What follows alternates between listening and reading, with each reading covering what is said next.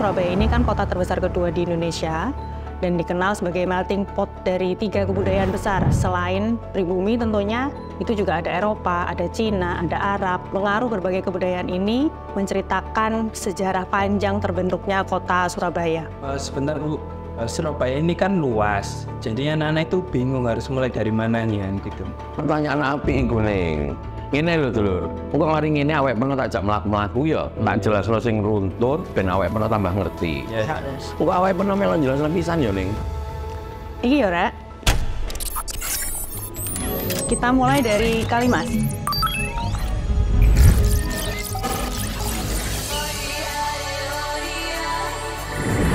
Kalimas sebuah sungai yang membelah kota Surabaya, pertemuan dan percampuran berbagai kebudayaan di kota ini. Kalimas memiliki sejarah penting sebagai cikal bakal perdagangan antar etnis di Surabaya dan bagian dari jalur rempah. Sejak zaman kolonial, sungai ini berfungsi sebagai jalur perdagangan utama yang menghubungkan Nusantara dengan dunia luar. Dermaga-dermaga di sepanjang Kalimas selalu ramai dengan aktivitas perdagangan, dan kawasan sekitar sungai berkembang sangat pesat sebagai pusat ekonomi dan sosial. Sungai ini bukan hanya sekedar jalur air, tetapi juga simbol dari sejarah panjang perdagangan dan keragaman budaya di Surabaya.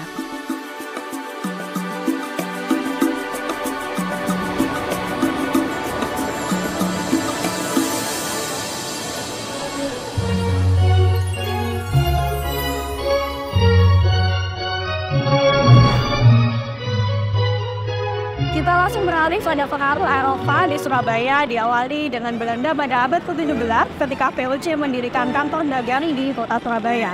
Seiring menjalannya waktu, kota ini berkembang menjadi pusat perdagangan yang luar biasa penting bagi Belanda. Dan untuk itu banyak infrastruktur pendukung maupun bangunan berarsitektur kolonial yang dibangun pada masanya. Ayo Rek, mari kita ajak melaku-laku nang Herenstraat atau Jalan Raja Wali. Pada masa kolonial Hindia Belanda, Jalan Raja Wali ini memiliki peran yang sangat penting bahkan hingga saat ini. Sebagai salah satu pusat perekonomian dan perdagangan pada masa itu, Herenstraat berkembang menjadi Euro District yang pada awal abad ke-20 mulai muncul banyak transportasi modern digunakan. Alat transportasi mobil pribadi di Italia banyak dimiliki oleh warga dan mulai bermunculan tram listrik di area ini.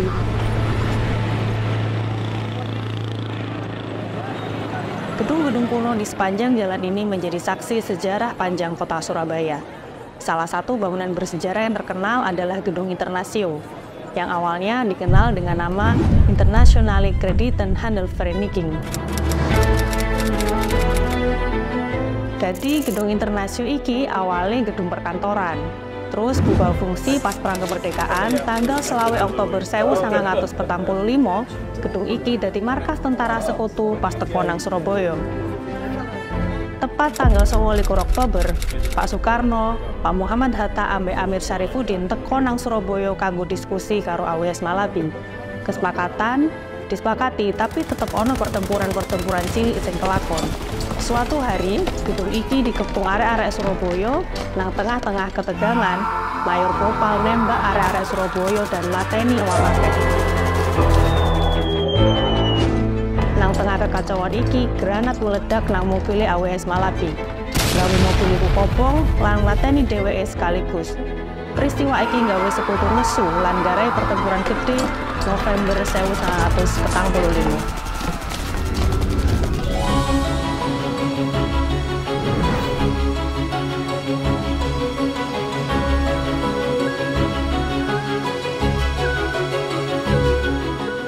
Ni hao, sekarang kita jalan-jalan di kawasan pecinan. Komunitas Cina sudah ada sejak abad ke-14, jauh sebelum kedatangan bangsa Eropa. Mereka datang dengan membawa kebudayaan dan berbagai keahlian yang dimilikinya, seperti seni, budaya, dan keahlian yang lainnya. Kia-kia merupakan salah satu bentuk contoh bagaimana komunitas Tionghoa berasimilasi dan membentuk bagian penting dari sebuah kota. Tidak Tidak hanya perdagangan, tetapi kuliner juga kita temui dan dipengaruhi oleh budaya Cina, seperti tahu dan mie. Tahu dan mie juga kita sering jumpai pada kondimen, lontong balap, dan juga rujak cingur. Itu menandakan bahwa kebudayaan Cina juga semakin tumbuh dan berkembang di kota Surabaya.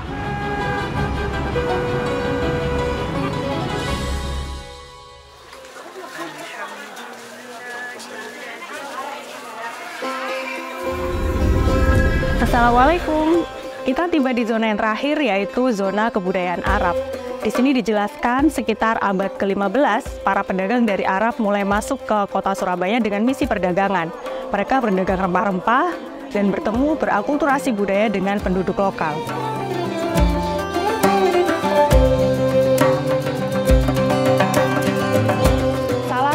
Nyata dari masuknya budaya Arab di kota Surabaya adalah di Kampung Ampel ini.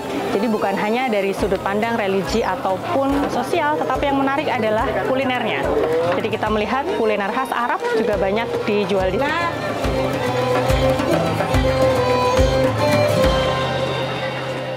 Masjid Ampel didirikan pada tahun 1420-an. Masjid ini dibangun di atas tanah seluas 120 kali 180 meter persegi di Desa Ampel. Bangunan masjid memiliki luas 2069 meter persegi dengan bentuk tajuk tumpeng dua dengan konstruksi kayu dan atap genting.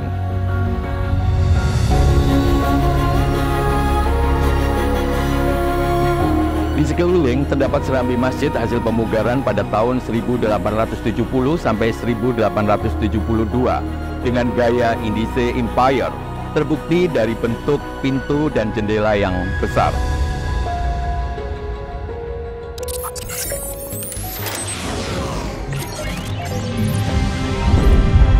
Jadi perpaduan dari tiga budaya di tiga kawasan tadi menjelaskan bagaimana Surabaya ini sangat kaya akan sejarah dan budaya. Jadi perjalanan panjang sejarah ini menggambarkan bahwa Surabaya ini dapat menciptakan keharmonisan antara budaya yang satu dengan yang lainnya, sehingga budaya-budaya yang ada di kota Surabaya ini dapat hidup secara berdampingan. Jadi hanya dari satu titik kota lama Surabaya kita bisa mengenal sejarah panjang Surabaya, dan kita mengenal bagaimana Surabaya hari ini itu terbentuk dari multi etnis yang ada di sana. Kota lama beyond heritage.